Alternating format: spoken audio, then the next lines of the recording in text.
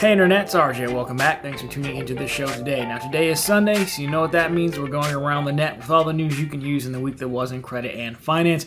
And on the docket for today, we have a little bit more diverse topic selection than last week. Of course, last week being dominated by Wells Fargo and Apple. But don't you worry, we will still talk about Apple and the Apple Card once again to close the show. But in addition to that, we have a major potential airline merger between Alaska and Hawaii to take a look at.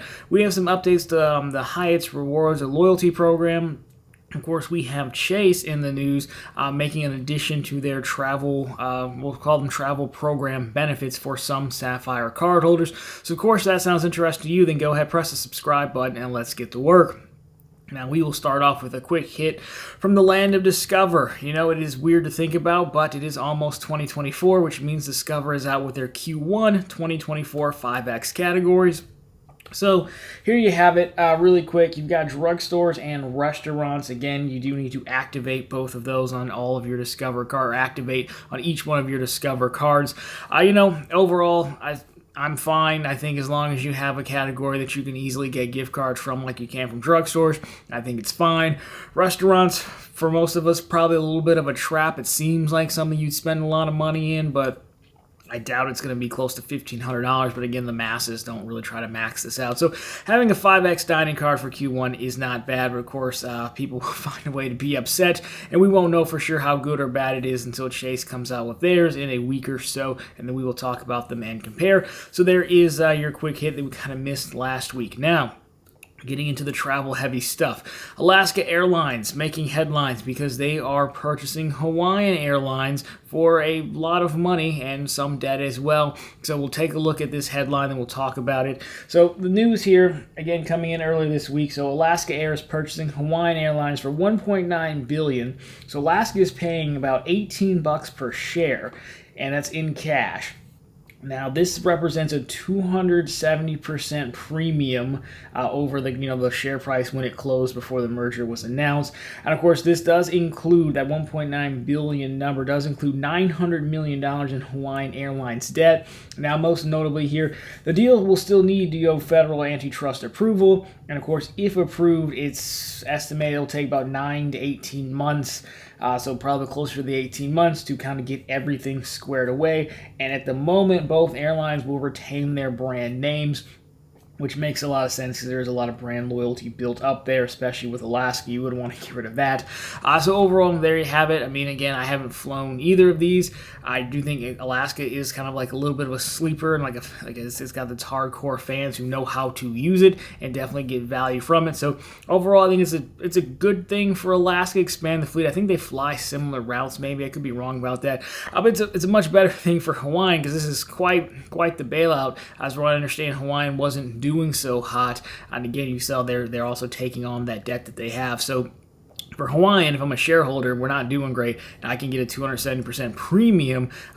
Sign me up all day. Why not? Now, the interesting part with this will be the antitrust deal. We seem to be going through a hot streak of antitrust right now. I think Google and Amazon are on trial for that. We've had a lot with the video game space where studios like was it Microsoft wanted to buy Activision Blizzard, and so we've had a lot of this stuff come up as of late. So who's really to say? I don't think it'll be a layup. It might be some work to get this one approved, but I think one airline struggling might help that along versus like the Activision Blizzard thing was a whole deal. And it's funny how we feel about antitrust. It seems like we're fine with antitrust and not being competitive so long as we like you. Like no one's really complaining about Amazon's monopolistic tendencies. Of course, retailers were, but the public sentiment seems to be like, how much do we like you and find value from the thing that you offer us. So, by no means do I think this is done. I think it's going to be a long road to get it approved, but I think it probably would, given how Hawaiian was doing. Again, I didn't read all the details, but we'll keep on that for sure. So if you do fly Alaska or Hawaii, let us know down below what you think. Now, if you are flying somewhere that you need somewhere to stay, that might potentially be a Hyatt, because Hyatt is in the news. They sent out emails where they're kind of making, I just call it tweaks and updates to their rewards program.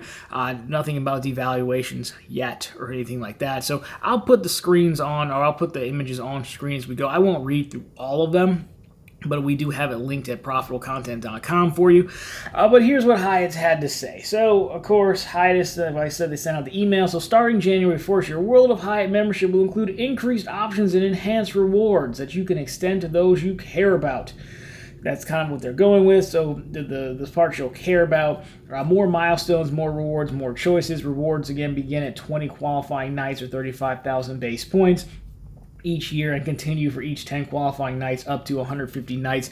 So again, those are the ones you have on screen. I won't read them all, but basically once you reach those statuses, you get to choose the benefit that you want. This isn't necessarily a new thing. They're saying they're adding some more options. I do like when they let you choose, because especially folks here, when you have a ton of different cards, ton of different statuses, I mean, you know, you've probably got most of the rewards from one way or another, so being able to pick from a set group definitely is a plus in my opinion. And again, starting January 1st of next year, Guest of Honors and Milestone Rewards is the program they're talking about. So it's a milestone reward given to members starting at 40 nights or 65,000 base points. Members can earn up to 10 Guest of Honor awards through Milestone Rewards. And of course, the point of this is giving. You can now give Guest of Honors to those you care about. It's easier now. Simply gift the award to another member or treat yourself on an eligible paid award up to 7 nights. And if you do gifted to another member, of course, you'll actually earn 1 qualifying night credit towards status as well. So you do get a little bit of a kickback to basically help sell someone on Hyatt, I would think. And then, of course, they are also adding more opportunities for travel professionals. So unlock qualifying night credits through a redesigned program tailored to corporate meeting and travel professionals. Basically, you're booking conferences and stuff. They'll help you out a little bit, count towards status because you're about to spend a lot of money. So overall, I mean, I think those are fine changes. You know, I think changes are fine when, like, if you don't care for any of them, if you're never going to get Guest of Honor, or you don't know anyone, maybe you hate everyone, you're like, I don't want to give someone Guest of Honor, then, like, no big deal because it doesn't really cost you anything. But if you want to gift it, great. If you're booking corporate stuff, great. It's now an option. I don't think I've ever done a corporate thing at a Hyatt. Most of them end up being like the low-key Marriotts or Hiltons because they're just everywhere. So I do also think it might be a play for, you know, Hyatt to just attract the business crowd, which I think generally, in my experience, we ended up at like Courtyard, like Marriott was like the place we always ended up. But overall, not too bad. So maybe let me know down below which awards you think are worth choosing, as I know we do have a ton of Hyatt loyalists out there with it being such a big partner with Chase, who is next up. We're doing really good on the segues this show for some reason. So Chase, they have a new, I'll call it, addition to their travel program specific for Sapphire Reserve cardholders. So if you're just a meager little Sapphire Preferred cardholder like myself, well, tough luck, I guess, but they're calling it the Edit by Chase. It sounds a weird name because you wouldn't guess what it does based off the name alone, but here it is, the press release. So again, as we said, the Edit by Chase Travel launches in 2024. This is an evolution from the brand's popular luxury hotel and resort collection. The Edit is a new, editorially driven program designed to elevate Chase Travel's luxury lodging offering. The Edit will make it easier for Chase Sapphire Reserve cardholders to plan, book, visit, on and on and on, the stuff you probably care about. Card members now have the ability to book participating properties with their Chase Sapphire Reserve card for the first time by redeeming ultimate reward points as well. Additionally, complimentary card member benefits, here's what you really care about: breakfast for 2, property credits, and room upgrades if available, in addition to other amenities when they book through the Edit, which is kind of stuff that you already get within reason going through their version. I forget what theirs is called, but it's basically their version of Fine Hotels and Resorts, you know, which is the Amex one. So again, the same as the last story. I mean, I think the name is silly, but I mean, they're basing off of editorial, so I think it's going to be more of like a, hey, here's like a travel magazine type review of this place and all the fun stuff we did. Maybe you want to go here, and then of course you can use your Sapphire Reserve, and the benefits would be, again, if you're going, it's probably through the travel portal, so at least that is 5x back on it, but again, you get 5x back on like all their core cards through the travel portal, so I can't really give them credit for that, but you do get those extra benefits, so it might just be another set of curated hotels, because the benefits, at least first pass, sound the same to me, but Again, I think if you don't use it, no big deal because it didn't cost you anything. And if you use it, well, fantastic, because the Sapphire Reserve seems to be trying to play catch up to. I still think it's a totally different card than the Platinum card, but it seems to be in competition once again with things like the Venture X. And I guess Amex's travel programs to a degree, because FHR and the collection are actually pretty good. Like, as much as I rag on the Platinum, like the FHR credit is pretty good, and the benefits are actually pretty good as well if you go through the program. So I think Chase trying to catch up a little bit and strengthen their program. Plus, we know they made a major investment in their travel portal a while back when they bought CX Loyalty and brought them underneath the umbrella to have it all kind of like vertically integrated. So again, I like to see things like this. Would I use it? Probably not. But again, it's a perk. Why not? At least they're adding stuff. I think that's good. I just wish they would add more multipliers to things, like more tangible, valuable things. But I probably won't win that. But one thing Chase might add, see, another good segue, according to Bloomberg's Mark Gurman, he's the guy, he's like the lead Apple reporter for Bloomberg. Now, of course, I don't pay for the Bloomberg deal, but a lot of his stuff gets picked up by Mac Rumors. So I'm not going to call it a rumor or a leak. I think the way I read it is more so like a speculation or theorizing than anything else, is that he was speculating that Chase is the front runner for the new home of the Apple Card. I'll put it up for you here, but the reasons he's citing is kind of some stuff we talked about last week, but I like articles that kind of prove my theory right, and it's my show, so we're going to look at things that make me look smarter. So he was kind of saying that, Chase was an early adopter of Apple Pay. Chase has had other partnerships with Apple in the past, things like that. In addition to it, of course, they do have Visa and MasterCard relationships in-house with Chase, so Chase could be a front runner for that. It is interesting if you go through the art of the statement. He's like, the savings, the Apple savings account might have to go or go somewhere else because Chase doesn't offer a high yield savings product. Maybe if you can do a savings account, you can do a high yield savings account. That's just like tweaking some math on the back end, right?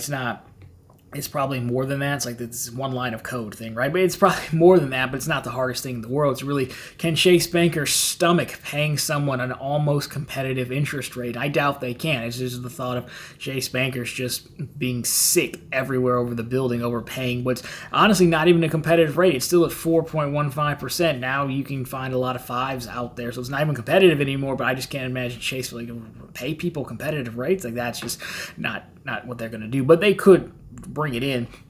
I don't even think it would be a bad thing, because I do think it gives them a slight defense against all these other neo-fintech banks who can come up with the 4s and the 5s. Why not? So overall, I agree with him. We talked last week. I think the Chase package would be interesting, because if I'm Chase, based off their co-branded cards, their non-travel co-branded cards, Amazon, DoorDash, Instacart, the main ones, I think Chase, look, I can ratchet up the Apple multiplier to 5%, and the other problem with the Apple cards, those 3X categories never changed. I thought they were going to change and expand, but they never did.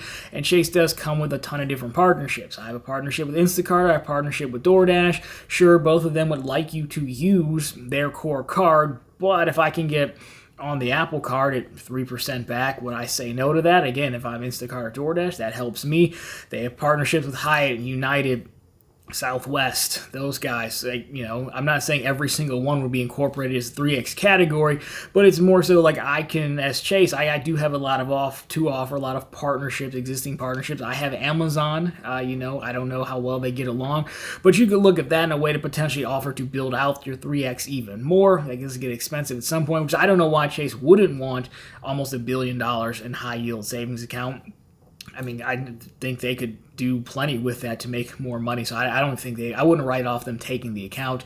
And I think that would be a competitive package to offer Apple. And you could even go, you know what, keep the fees. We won't charge fees. I do think Apple will die on the fee hill, but I just want to cross-sell. I want to be able to apply for the Chase card, for the Apple card on Chase's site, and I want the Apple card to show up in the Chase app. Of course, Apple wants you to use their app on the iPhone, but I think that's the thing. As I said last week, Chase has to get something. I think Chase could put together a competitive package an appeal, as we said last week, to Apple's hypocritical side that says, well, yes, yay customer, yay environment, yay security, but money, right? Just money. And then sometimes they forget about security and customer and the environment, and then they just go for the money. So I wouldn't rule it out at all. Again, that's not as succinct analysis as Mr. Gurman had, but that's how I put it, and that's how I could see it playing out, and I would put my chips on that one. I know some of you in the comments said American Express.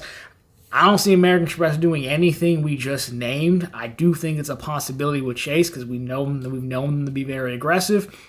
In the past, they showed that they would remove cards out of 524. They've shown that they will ratchet up, credit limits on the Prime cards. So yeah, I think I'm very interested to see if you can't tell, because we just did another 5 minutes on this after doing 10 minutes last week. I'll stop talking now. We'll say that's it for the news. So of course, if you liked it, drop me a thumbs up down below. If you found it particularly interesting, consider subscribing to the channel. Of course, we're posting content just like this every single week, even sometimes talking about things that are not Apple, and of course every single Sunday with all the news you can use in the week that was in credit and finance. And of course, every single day over on profitablecontent.com, the channel's blog, where we not only have the latest news stories, we have bank promotions, and we have credit card offers. Nothing for the Apple Card, but we do have a lot of Chase offers, like the $900 Ink Cash and Ink Unlimited offers. We do have the Freedom Unlimited Double Cash offers as well. All very good offers. Plastic cards, but still very good. Anyways, that's been it for the news this week, guys. So of course, if you liked it, drop me a thumbs up down below. Thank you again for watching, and I will see you very soon this week.